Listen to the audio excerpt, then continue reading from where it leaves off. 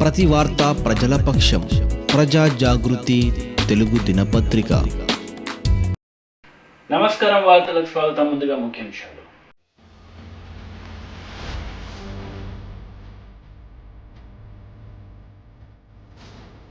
Telangana health profile ప్రారంభించిన మంత్రి హరీష్ రావు. ములుగు జిల్లా కమ్యూనిటీ హెల్త్ సెంటర్లో పాల్గొన్న మంత్రులు.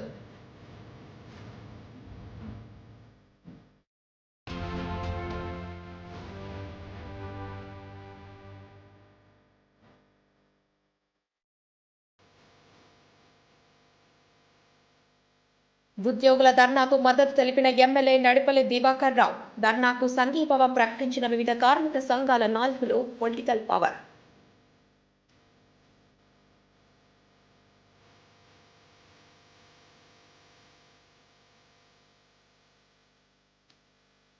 వారణాసి ఉత్తరప్రదేశ్ లో భారీ బహిరంగ సభలో ప్రసంగించారు ప్రధాని నరేంద్ర మోడీ.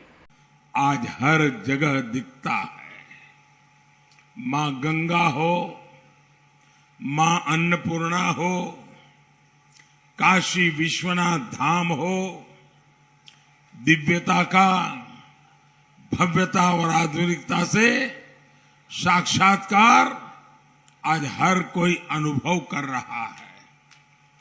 पर्याप्त बिजली, बिजली के तारों का जो जाल था, उस जाल से मुक्ति, पानी की किल्लत से मुक्ति, चौड़ी होती सड़कें, नए हाईवे, नए पुल, नए फ्लाईओवर, पूरा वाराणसी जिला बदलाव की राह पर है। वाराणसी के 3.25 लाख किसान परिवारों के बैंक खाते में 450 करोड़ रुपए 450 करोड़ रुपए पीएम किसान निधि के माध्यम से छोटे किसान के खाते में पहुंच गए। 450 करोड़ रुपया। इसके अलावा rice research centre, cargo centre और नए डेयरी प्लांट से, नए गोवर्धन प्लांट से किसान और पशुपालकों की सुविधाएं भी बढ़ी हैं। किसान की लागत कम हो, मुनाफा अधिक हो, धरती मां और मां गंगा दोनों केमिकल से मुक्त हो, ऐसी प्राकृतिक खेती गंगा किनारे हो। इस पर 10 मार्च चुनाव नतीजे के बाद तेज गति से काम किया। आधुनिक हस्तकला संकुल, बिना गारंटी के ऋण, आधुनिक मशीनें, ये बुनकरों, हस्तशिल्पियों को नई उम्मीद दे रहे हैं। आंख के इलाज से लेकर कैंसर जैसी गंभीर बीमारी का इलाज पहले मुंबई दिल्ली दौड़ना पड़ता था, आज काशी में हो रहा है भाइयों, काशी में हो रहा है। और ये इलाज भी आयुष्मान योजना की वजह से गरीबों के लिए मुफ्त है। यही तो विकास है जो आज दिखता है, और ये विकास बिना भेदभाव सबके लिए है। वाराणसी को देखकर पूरे पूर्वांचल में विकास का विश्वास पैदा हुआ है। भाई और बहनों, 21वीं सदी का ये तीसरा दशक पूरी दुनिया के लिए नई चुनौतियां, अभूतपूर्व संकट लेकर आया है। लेकिन भारत ने तय किया है कि इस अभूतपूर्व संकट को, इन चुनौतियों को हम अवसर में बदलेंगे। ये संकल्प सिर्फ मेरा नहीं है, सिर्फ सरकार का नहीं है, ये हिंदुस्तान के 130 करोड़ नागरिकों का है, आप सभी का है, पूरे उत्तर प्रदेश का है, पूरे देश का है। मुझे बहुत खुशी है कि बीते 7 सालों में राष्ट्रहित, भारत हित को सर्वोच्च प्राथमिकता देते हुए अनेक क्षेत्रों में अनेकविध काम हो रहे हैं। यही संकट काल में देश की ताकत बन रहा है। जिसका जितना सामर्थ्य है वो उसको राष्ट्रहित में समर्पित कर रहा है। आज अगर भारत के विरुद्ध कोई भी गलत बात होती है तो हर नागरिक एक सुर में उठ खड़ा होता है। इसलिए आज अगर कोई पंचायत के लिए भी वोट करता है तो राष्ट्रहित को देखकर वोट करता है। वो जानता है कि देश ताकतवर रहेगा तो गांव और बिरादरी के मुद्दे भी हल हो जाएंगे। यूपी के लोगों की इसी भावना को उत्तर प्रदेश चुनाव के हर चरण में मैंने खुद अनुभव किया है। साथियों, हमारे गांवों की एक शक्ति ये भी है कि जब संकट आता है तो हर कोई गीले शिकवे भुलाकर एकजुट हो जाता है। लेकिन देश के सामने कोई चुनौती आती है तो एक घोर परिवारवादी इसमें भी राजनीतिक हित ढूंढते रहते हैं। भारत की सेना, भारत के लोग अगर संकट से लड़ते हैं तो ये उस संकट को और गंभीर बनाने के लिए उसमें जो भी परेशानियां पैदा कर सकते हैं पूरी ताकत से करते रहते हैं। ये हमने कोरोना के दौरान भी देखा। నర్సంపేట కమ్యూనిటీ హాల్ను 58 కోట్ల రూపాయల అంచనా వ్యయంతో జిల్లా స్థాయి ఆసుపత్రిగా అభివృద్ధి చేసేందుకు సిద్ధంగా ఉన్నామన్నారు మంత్రి హరీష్ రావు. 4 కోట్ల రూపాయల అంచనా వ్యయంతో నిర్మించే 25 హెల్త్ సబ్ సెంటర్లకు శంకుస్థాపన చేశారు. అందేటువంటి ఒక మంచి కార్యక్రమానికి మనం ఇలా శంకుస్థాపన చేసినాం. అంటే రాబోయే రోజుల్లో డాక్టర్లు కానీ అన్ని రకాల ఎక్విప్మెంట్ నర్సంపేట పట్టణంలో మీకు అందుబాటులోకి రాబోతా ఉంది. సుదర్శన్ రెడ్డి గారు చాలా కష్టపడి ఉపాయంగా దీన్ని నర్సంపేటకు తెచ్చిండు. వాస్తవంగా చెప్పాలంటే చాలా ఉపాయంగా తెచ్చిండు, దానికి కష్టపడ్డాడు. వాస్తవానికి ఇది జిల్లా కేంద్రంలో ఉండాలి.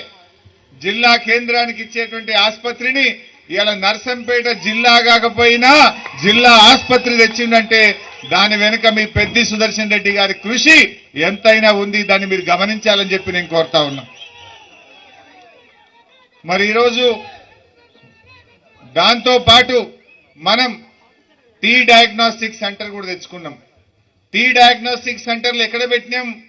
జిల్లా కేంద్రంలో పెట్టినాం. జిల్లా కేంద్రం కాకపోయినా టీ డయాగ్నోస్టిక్ సెంటర్ కూడా ఇవాళ నర్సంపేటలో శంకుస్థాపన చేసుకోవడం జరిగింది. ఈ టీ డయాగ్నోస్టిక్ సెంటర్ ద్వారా 57 రకాల పరీక్షలు చేస్తాం. పేదలకు ఇక ప్రైవేట్ క్లినిక్లకో డాక్టర్ల దగ్గరకో డయాగ్నోస్టిక్ సెంటర్లకు పోకుండా ప్రభుత్వమే అన్ని పిహెచ్సిల్లో అన్ని దవాఖానాల్లో నర్సంపేట పరిసర ప్రాంతాల ప్రజలకు 57 రకాల పరీక్షలు ఉచితంగా చేసేటువంటి టీ డయాగ్నోస్టిక్ సెంటర్ను కూడా ఈరోజు ప్రారంభించుకున్నాం. అంటే పేదలకు దగ్గరగా వైద్యం దేవాలని. ఇది ఇంతటితో ఆగిందా?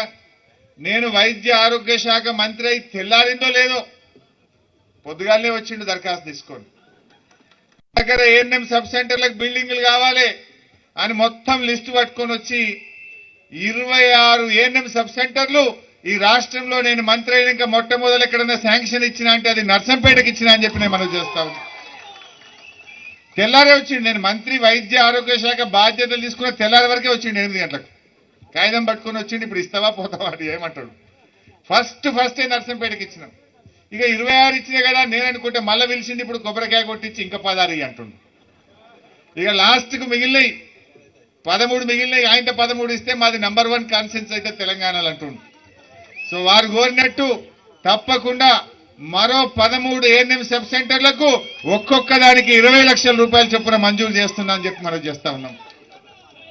రమేష్ పిలిచి ఆడ అడుగుతాడు, చూద్దాం. ఆ విధంగా ఆ మిగతా 13 కూడా ఈరోజు మంజూరు చేద్దాం. మా మిత్రులు సుదర్శన్ అన్న ఉద్యమకారుడు. నిజంగా చెప్పాలంటే పోయిన 5 ఏళ్లు నర్సంపేట నష్టపోయింది. కానీ ఇలా సుదర్శన్ రెడ్డి గారు ఆ 5 ఏళ్లను కూడా ఈ 5 ఏళ్లలో కలిపి 10 ఏళ్ల పనిని 5 ఏళ్లలో చేసే విధంగా కష్టపడతా ఉన్నాడు.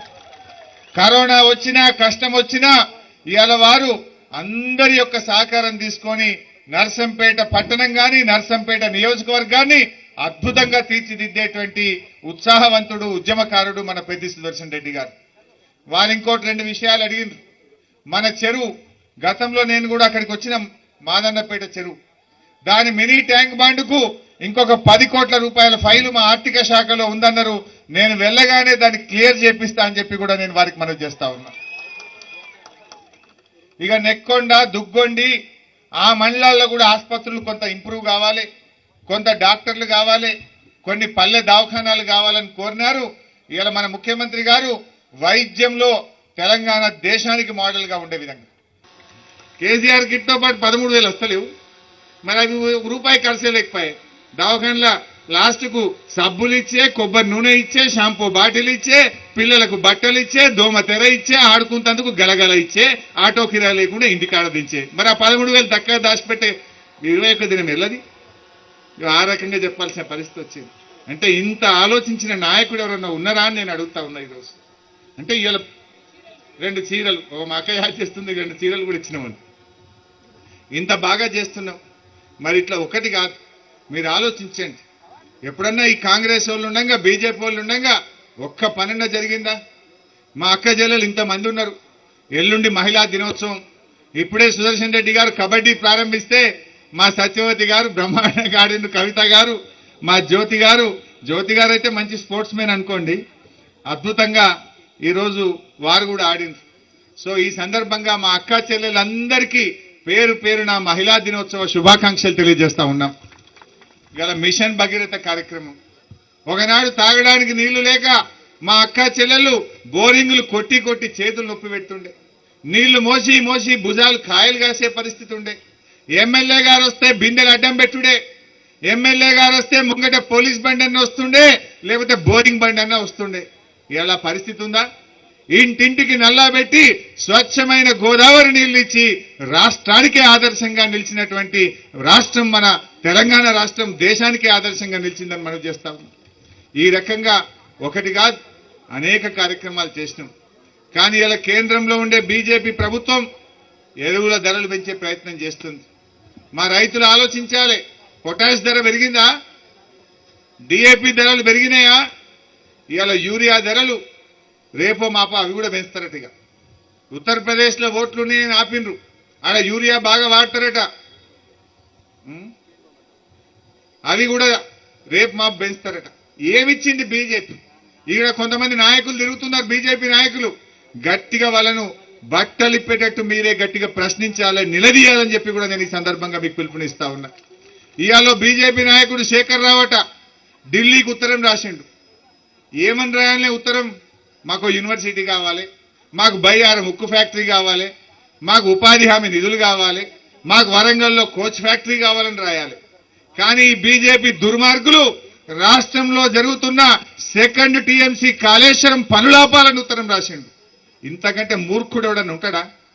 ఎవడన్నా రాష్ట్ర అభివృద్ధిని అడ్డుకుంటాడా? కొత్త ఏమన్నా ఢిల్లీకి కావాలని అడగాలి. కానీ రాష్ట్ర ప్రభుత్వం ఇవాళ మేము 3rd టీఎంసీ నీళ్లు తెస్తాము, 2nd టీఎంసీ నీళ్లు తెస్తాము, చిట్ట చివరి పొలాలకు నీళ్లు ఇస్తాము అని ఇలా కాళేశ్వరం పనులు చేస్తా ఉంటే కాళేశ్వరం ప్రాజెక్టు పనులాపాలని ఢిల్లీకి ఉత్తరం రాసిన బీజేపీ నాయకులను గట్టిగా నిలదీయాలని చెప్పి కూడా నేను ఈ సందర్భంగా పిలుపునిస్తా ఉన్నా. ఏం చేసింది బీజేపీ? బాయిల కాడ మీటర్ పెట్టమంటది, ఎరువుల ధరలు పెంచుతారు, కాళేశ్వరం ప్రాజెక్టు పనులాపాలంటారు, పాలమూరు ప్రాజెక్టుకు అనుమతులు ఇయ్యరు, మట్టి పని చేసుకుంటాం, ఊర్లలో ఉపాధి హామీ పనులు చేసుకుంటామంటే బడ్జెట్ లో 25,000 కోట్ల రూపాయలు కోత పెట్టి ఇంత మట్టి పనికి కూడా దూరం చేసేటువంటి ఈ బీజేపీ నీతిని ఒక్కసారి మీరు గమనించాలని నేను కోరుతా ఉన్నా. రేపో మాపో పెట్రోల్ డీజిల్ ధరలు పెంచుతారట. కేసీఆర్ గారేమో రైతు బంధు కింద 10,000 ఇస్తే ఈ బీజేపీ వాళ్ళు డీజిల్ ధర పెంచి 2,000కి దున్నే ట్రాక్టర్ కిరాయి 3,000 4,000 అయింది. రాష్ట్ర బడ్జెట్లో విద్యారంగానికి 30% నిధులు కేటాయించాలని ప్రగతిశీల ప్రజాస్వామ్య విద్యార్థి సంఘం పీడీఎస్యూ ఆధ్వర్యంలో ఎన్ఆర్ భవన్ కోటగల్లీలో ప్రెస్ మీట్ నిర్వహించారు. రాష్ట్ర బడ్జెట్లో విద్యారంగానికి 30% నిధులు కేటాయించాలని డిమాండ్ చేస్తూ పీడీఎస్యూ ఆధ్వర్యంలో ఈ రోజు కోటగల్లి ఎన్ఆర్ భవన్లో ప్రెస్ మీట్ నిర్వహించడం జరిగింది. విద్యారంగానికి బడ్జెట్లో రాష్ట్ర ప్రభుత్వం 8 సంవత్సరాలుగా అతి తక్కువ నిధుల్ని కేటాయిస్తుంది. ఉమ్మడి ఆంధ్రప్రదేశ్లో కేటాయించిన నిధుల కంటే అతి తక్కువ నిధులని తెలంగాణ రాష్ట్ర ప్రభుత్వం కేటాయిస్తూ ఉంది. ఒకవైపు బడ్జెట్లో నిధులు కేటాయించకపోవడం వల్ల ప్రభుత్వ విద్యా సంస్థలన్నీ కూడా అనేక సమస్యలకు నిలయాలుగా మారాయి. ప్రధానంగా విద్యార్థులకు అవసరమైనటువంటి మౌలిక వసతుల కొరత, అదేవిధంగా ఖాళీగా ఉన్నటువంటి ఉపాధ్యాయులు లెక్చరర్ల కొరత ప్రధానంగా తీవ్రంగా విద్యార్థులు ఎదుర్కొంటా ఉన్నారు. వెంటనే రాష్ట్ర బడ్జెట్లో 30% నిధులు కేటాయించడం వల్ల అన్ని ప్రభుత్వ విద్యా సంస్థలు బలోపేతమై విద్యార్థులకు ఉచితమైన నాణ్యమైన విద్యని అందించడానికి అవకాశం ఉంటుంది. కాబట్టి బడ్జెట్ సమావేశాల్లో 30% నిధులు కేటాయించాలని ఈ సందర్భంగా మేము పీడీఎస్యూగా డిమాండ్ చేస్తా ఉన్నాం. అదేవిధంగా తెలంగాణ యూనివర్సిటీకి 200 కోట్ల నిధులు కేటాయించాలని డిమాండ్ చేస్తా ఉన్నాం. నిజామాబాద్ జిల్లాలో ఉన్నటువంటి ప్రభుత్వ గిరిరాజ్ కాలేజీకి 10 కోట్లు, అదేవిధంగా నిజామాబాద్ జిల్లాకి ఒక ప్రభుత్వ ఇంజనీరింగ్ మహిళా కాలేజీ, అదేవిధంగా మహిళా డిగ్రీ కాలేజీని కూడా కేటాయించాలని కూడా డిమాండ్ చేస్తా ఉన్నాం. 8 సంవత్సరాలుగా విద్యారంగం పట్ల టీఆర్ఎస్ ప్రభుత్వం అతి తక్కువ నిధుల్ని కేటాయించి అన్యాయం చేయడం జరిగింది. కాబట్టి ఈ బడ్జెట్ సమావేశాల్లో 30% నిధులు కేటాయించి ఇన్ని సంవత్సరాలుగా చేసినటువంటి అన్యాయాన్ని సరిదిద్దాలని మేము డిమాండ్ చేస్తా ఉన్నాం. లేని పక్షంలో ఈ ప్రభుత్వానికి బుద్ధి చెప్పే విధంగా పీడీఎస్యూ ఆధ్వర్యంలో ఆందోళన కార్యక్రమాలు నిర్వహిస్తామని హెచ్చరిస్తాం. ఒక మహిళా డిగ్రీ కాలేజ్, ప్రభుత్వ ఇంజనీరింగ్ కాలేజీని కేటాయించాలని డిమాండ్ చేస్తా ఉన్నాం. తెలంగాణ యూనివర్సిటీకి 200 కోట్ల నిధులు కేటాయించాలని, ప్రభుత్వ గిరిరాజ్ కాలేజీకి 10 కోట్లు నిధులు కేటాయించాలని డిమాండ్ చేస్తా ఉన్నాం. 8 సంవత్సరాలుగా విద్యారంగం పట్ల టీఆర్ఎస్ ప్రభుత్వం వ్యవహరించినటువంటి నిర్లక్ష్యానికి ఈ బడ్జెట్లో నిధులు కేటాయించి అన్యాయాన్ని సరిదిద్దాలని మేము డిమాండ్ చేస్తా ఉన్నాం. లేని పక్షంలో ఈ ప్రభుత్వానికి బుద్ధి చెప్పే విధంగా రాష్ట్ర ప్రభుత్వం ప్రతిష్టాత్మకంగా చేపట్టిన మరో పథకం తెలంగాణ హెల్త్ ప్రొఫైల్ను మంత్రి హరీష్ రావు ప్రారంభించారు. ములుగు జిల్లా కమ్యూనిటీ హెల్త్ సెంటర్లో మంత్రులు ఎర్రబెల్లి దయాకర్ రావు, సత్యవతి రాథూర్తో కలిసి ఆయన ప్రారంభించారు. క్రమం జిల్లాలో 40 రోజుల్లో పూర్తి చేయాలని చెప్పి ముఖ్యమంత్రి గారు నిర్దేశించారు. ఇటు సిరిసిల్లలో 40 రోజుల్లో పూర్తి చేస్తాం, ములుగులో కూడా 40 రోజుల్లో పూర్తి చేస్తాం. ఈ 40 రోజుల్లో చేయడానికి 197 మెడికల్ టీమ్స్ను ములుగు జిల్లాలో ఫామ్ చేశాం.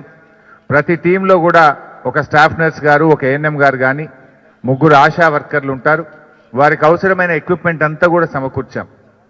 ఈ దాదాపు ఒక 10 కోట్ల రూపాయలు ఇప్పుడు ప్రాథమికంగా ఈ కార్యక్రమానికి విడుదల చేయడం జరిగింది. సో ఇంటింటికి వెళ్ళి వాళ్ళ బ్లడ్ శాంపుల్స్, మూత్ర పరీక్షలు, వాళ్ళ బీపీ, షుగర్ అన్ని రకాల పరీక్షల్ని కూడా చేసి వాళ్ళకు ఒక డిజిటల్ హెల్త్ కార్డ్ అనేటువంటిది ఇవ్వడం జరుగుతుంది. సో ఆ డిజిటల్ హెల్త్ కార్డ్ ఇవ్వడంతో పాటు వాళ్ళ వివరాలన్నీ కూడా మొత్తం వెబ్సైట్లో అందుబాటులో ఉంటాయి. ఏదైనా అత్యవసర పరిస్థితుల్లో వాళ్ళ యాక్సిడెంట్ అయినా ఇంకొక కారణంలోనో ఇంకో కారణం చేత ఆసుపత్రికి వెళ్తే వాళ్ళ ఆధార్ కార్డ్ నంబర్ కొట్టినా, వాళ్ళ ఫోన్ నంబర్ కొట్టినా, వాళ్ళ పేరు కొట్టినా వాళ్ళ హెల్త్ ప్రొఫైల్ అంతా కూడా వచ్చేస్తుంది. గతంలో చేసుకున్న పరీక్షలు, వాళ్ళ ఎక్స్రేలు, సిటీ స్కాన్ రిపోర్ట్లు ఎవ్రీథింగ్ అందులో ఉండిపోతాయి.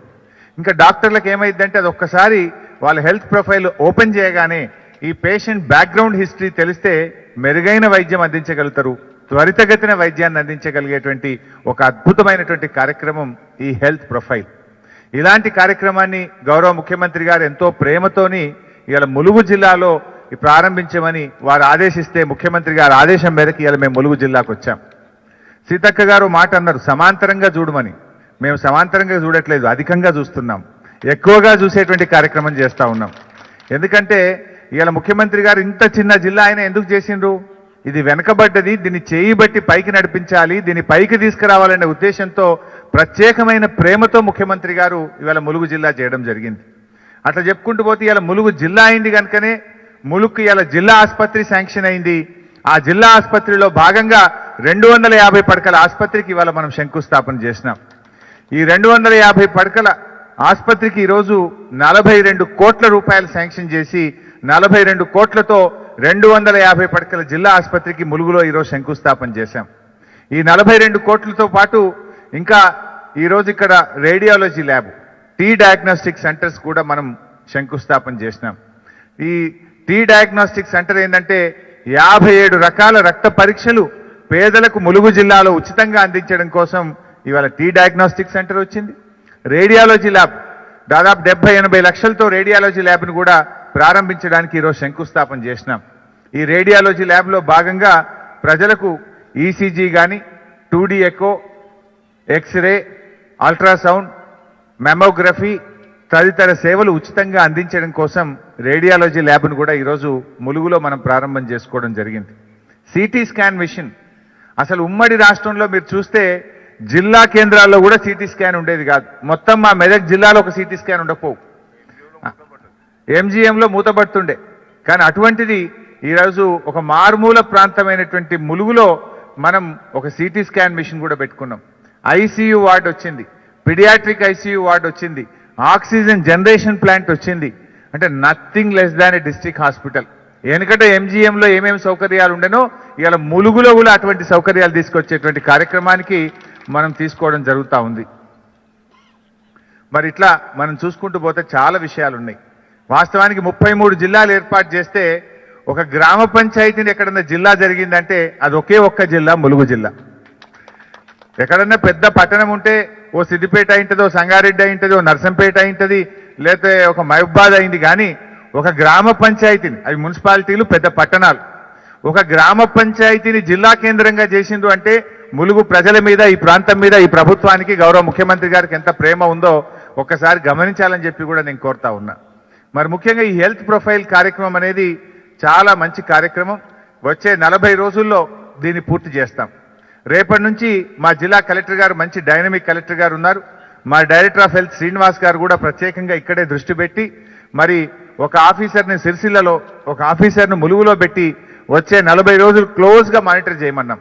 ప్రతిరోజు ఇంటింటికి వెళ్ళి వాళ్ళ యొక్క అన్ని పరీక్షలు చేసి ఏ రోజుకు ఆ రోజు వాటిని ఆన్లైన్లో అప్లోడ్ చేస్తాం. వాళ్ళకి హెల్త్ కార్డ్స్ ఇస్తాం. అంతేకాకుండా పరీక్షలు చేసిన సందర్భంలో వాళ్ళకి బీపీ ఉందనో, షుగర్ ఉందనో, ఇంకేదైనా క్రానిక్ డిసీజెస్ ఉంటే వెంటనే వాళ్ళకి మందులు కూడా ఇచ్చే కార్యక్రమం చేపడతాం. ఆ మందులు ఒకవేళ బీపీ, షుగర్ అనేది క్రానిక్ డిసీజెస్, నెల నెలా వాడాలి మందులు. మా ఆశా వర్కర్ల ద్వారా నెల నెల వాళ్ళకు ఉచితంగా ఇంటి దగ్గరనే వాళ్ళ ఇంటికి వెళ్ళి మందులు ఇవ్వడం కోసం ఒక కిట్ కూడా ఈరోజు రూపొందించి అందించే కార్యక్రమం కూడా హెల్త్ ప్రొఫైల్లో భాగంగా తీసుకురావడం జరిగింది.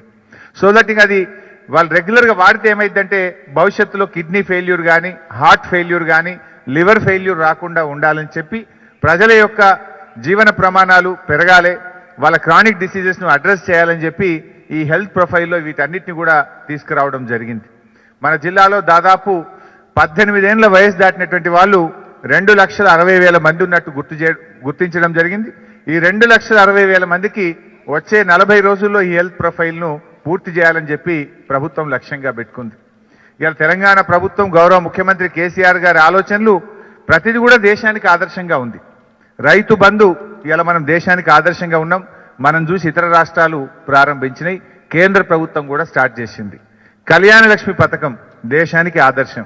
24 గంటల ఉచిత కరెంటు ఇవాళ దేశానికి ఆదర్శంగా ఉంది. ఇవాళ రైతు చనిపోతే 5 లక్షల రూపాయల బీమా, ఇది మొత్తం దేశానికే ఆదర్శంగా ఉంది. మిషన్ భగీరథ ద్వారా ఇంటింటికి త్రాగునీరిచ్చే కార్యక్రమం ఇవాళ కేంద్ర ప్రభుత్వం, అనేక రాష్ట్రాలు కూడా మనం చూసి కాపీ కొట్టి వాళ్ళ రాష్ట్రాల్లో దేశం మొత్తం అమలు చేయడం మనందరికీ కూడా గర్వకారణం. అట్లాంటిదే మరో అద్భుతమైనటువంటి కార్యక్రమం హెల్త్ ప్రొఫైల్. ఇది ఇప్పటిదాకా ఏ రాష్ట్రం కూడా ఆలోచించలేదు. అటువంటిది ఒక ట్రైబల్ జిల్లా నుంచి, ములుగు జిల్లా నుంచి ఇది ప్రారంభించడం అనేటువంటిది ఇది నిజంగా గౌరవ ముఖ్యమంత్రి గారి ఆలోచనలో నుంచి పుట్టినటువంటిది.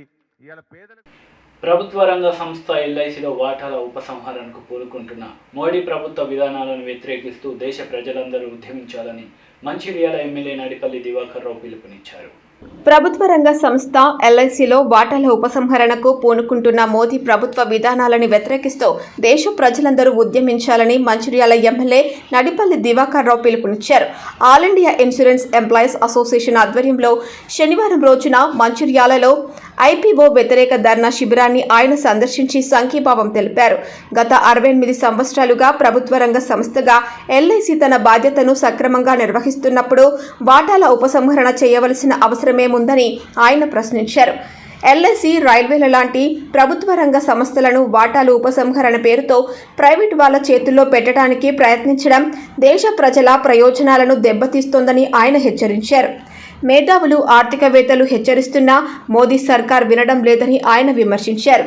కోట్లాది మంది ప్రజలకు బీమా రక్షణతో పాటు లక్షలాది మంది ఏజెంట్లకు ఉపాధిని ఇస్తున్న ఎల్ఐసిని బలహీనపరచడానికి ప్రతి ఒక్కరూ వ్యతిరేకించాలని ఆయన పిలుపునిచ్చారు. వాటాల ఉపసంహరణ పథకాన్ని రద్దు చేయాలని తెలంగాణ డిమాండ్ పూర్తిగా న్యాయబద్ధమైనదని, రాబోయే రోజుల్లో అన్ని పోరాటాలకు మద్దతునిస్తామని ఆయన పేర్కొన్నారు. ఎల్ఐసి చేసిన విధానం 1,00,000 కోట్ల రూపాయలని ప్రజా సంక్షేమానికి అందించగలగడం ప్రైవేటు కంపెనీలతో సాధ్యమవుతుందా అంటూ ఆయన ప్రశ్నించారు. ప్రజా సంక్షేమానికి ఉపకరించే ప్రభుత్వ రంగ సంస్థలు నిలబడటానికి కోరుకునే దేశభక్త పౌరుల వారిని ఉద్యోగులు వినిపిస్తున్నారని, ఉద్యోగుల ఉద్యమానికి సమాజంలోని అన్ని వర్గాల ప్రజలు అండగా నిలవాలని ఆయన పిలుపునిచ్చారు. ఈ కార్యక్రమంలో Mancherial municipal chairperson Penta Rajaiah, vice chairman Mukesh Goud, councillor Poreddy Raju, association Mancherial అధ్యక్షులు ఎం తిరుపతిరెడ్డి పాల్గొని ప్రసంగించారు. ఉద్యోగుల ధర్నాకు మద్దతుగా సిఐటియు నాయకులు సంఖ్యరవి, దూలం శ్రీనివాస్, అసంఘటిత కార్మిక సమైక్య నాయకులు జైపాల్, దేవి సత్యం, ఏఐటియుసి నాయకులు Ramadugu Laxman, Mekaladasu agents organisation of India నాయకులు రాజా బాబారెడ్డి, మహేష్ తిరుపతి, వికాస్ అధికారుల సంఘం నాయకులు సతీష్ కుమార్, శ్రీధర్, యువజన సంఘం నాయకులు రాజ్ కుమార్, రమేష్ బాబు, శివరంజన్, లింగమూర్తి, శ్రీనివాస్, గోపికృష్ణ, మౌనిక, సుష్మా తదితరులు పాల్గొన్నారు. నిరసన కార్యక్రమం చేపడుతున్నాం. ఇందులో భాగంగా ఎల్ఐసి ఉద్యోగులం ధర్నా నిర్వహిస్తున్నాము. మా జాతీయ నాయకులు ఢిల్లీలో జంతర్ మంతర్ వద్ద ఈ రోజంతా ధర్నా నిర్వహిస్తున్నారు. ఎల్ఐసి ఉద్యోగులుగా మేము కోరేది ఒకటే, గత 68 సంవత్సరాలుగా ప్రభుత్వ రంగ సంస్థగా ప్రజలకు మేలు చేసే స్థాయిలో ఎల్ఐసి ఉంది. నేడు మోడీ గారి ప్రభుత్వం గత 68 సంవత్సరాల్లో లేని విధంగా మొట్టమొదటిసారిగా ఎల్ఐసి వాటాలను ఉపసంహరించి ప్రైవేటు వాళ్ళకు అప్పచెప్పే తతంగాన్ని మొదలుపెట్టింది. ఇలా చేయడం అనేది ప్రభుత్వ రంగ సంస్థలు నిర్వీర్యపరచడమే. దాని కారణంగా ప్రజలకు దక్కాల్సిన మేలు ఆగిపోతుంది. ఈరోజు ఎల్ఐసి ఒక్క సంస్థే గత 68 ఏళ్లుగా 36 లక్షల కోట్ల రూపాయలని వివిధ ప్రజా సంక్షేమ కార్యక్రమాలకు వెచ్చించగలిగింది. రేపు ప్రైవేట్ వస్తే ప్రైవేటు వాడు ఎవడైనా కూడా ఈ రీతిన ప్రజలకు మేలు చేసిన చరిత్ర ఉన్నదా? పాలకులు దయచేసి ఆలోచించుకోవాలి. అంటే ప్రభుత్వ రంగ సంస్థల్ని ప్రైవేటు వాళ్ళకి అప్పచెప్పి వాళ్ళ ముందు దేశ ప్రజలు, దేశ నాయకులందరూ బొచ్చెపట్టుకొని నిలవాల్సిన పరిస్థితి దాపురిస్తుంది. కాబట్టి మోడీ గారు చెప్తున్న స్వావలంబన భారత్కి ఇది విరుద్ధము. ప్రైవేటీకరణ శక్తుల చేతుల్లో కీలక రంగాలు ఉండొద్దని చెప్పేసి రాజ్యాంగ నిర్మాత అంబేద్కర్ చెప్పిన దానికి కూడా విరుద్ధం. కాబట్టి దయచేసి ఇప్పటికైనా పాలకులు రాజ్యాంగ సోయిని కలిగి ఉండి ప్రజలకు మేలు కలిగే రీతిలో ఈ వాటాల ఉపసంహరణ ప్రతిపాదనల్ని రద్దు చేసుకోవాలి. ఎల్ఐసిని ప్రభుత్వ రంగ సంస్థగా మరింత బలోపేతం చేయాలి. ఆ దిశలో నిజమైన స్వావలంబన విధానాలు అవలంబిస్తేనే దేశ ప్రజలకు మేలు జరుగుతుంది. కాబట్టి ఈరోజు దేశ ప్రజలందరి వాణిగా ఉద్యోగులు ఈ కార్యక్రమాన్ని నిర్వహిస్తున్నారు. కాబట్టి ఇప్పటికైనా కూడా గద్దె మీద కూర్చున్న పాలకులు ప్రజలు మేలు కలిగించే రీతిలో ప్రైవేటీకరణ విధానాల్ని మానుకొని, వాటాల ఉపసంహరణని మానుకొని ప్రభుత్వ రంగ సంస్థల్ని బలోపేతం చేసే దిశలో నిజమైన దేశభక్తిని ప్రదర్శించడానికి ముందుకు రావాలని మేము డిమాండ్ చేస్తున్నాము. ఆవాజ్ ఆవాజ్ ఐపీఓ రద్దు చేయాలి, ఐపీఓ రద్దు చేయాలి, ఐపీఓ మాకొద్దు, ఐపీఓ మాకొద్దు, మోడీ సర్కార్ హోష్ మే आओ. Green alliance Biotech company Telangana, Andhra Pradesh మొదటి సర్టిఫైడ్ కంపెనీ వారు రూపొందించిన నాన్ ప్లాస్టిక్ బయోడిగ్రేడబుల్ క్యారీ బ్యాగ్ను ఈరోజు సంస్థ నిర్మాత అభినవ్ పటేల్ గారితో ఎమ్మెల్యే జీవన్ రెడ్డి ఆవిష్కరించారు.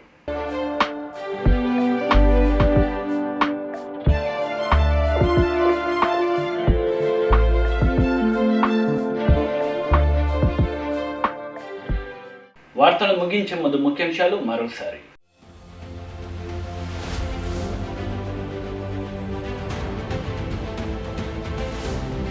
తెలంగాణ హెల్త్ ప్రొఫైల్ ను ప్రారంభించిన మంత్రి హరీష్ రావు. ములుగు జిల్లా కమ్యూనిటీ హెల్త్ సెంటర్ లో పాల్గొన్న మంత్రులు.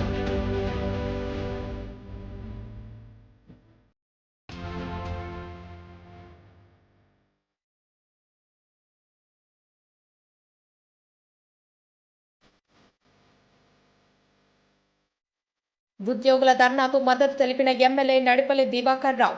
ధర్నాకు సంఘీభావం ప్రకటించిన వివిధ కార్మిక సంఘాల నాయకులు. Political power.